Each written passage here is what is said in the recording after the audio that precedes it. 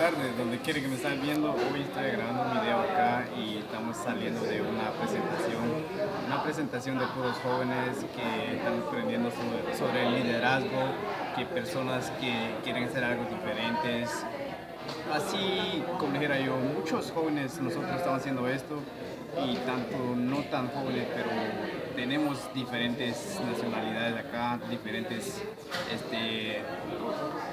personas que vienen de otros países, de nivel sociales,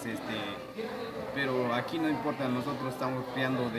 tratando de crecer como personas, estamos tratando de todo de liderazgo y eso es lo bueno porque nosotros estamos aprendiendo acá todos los días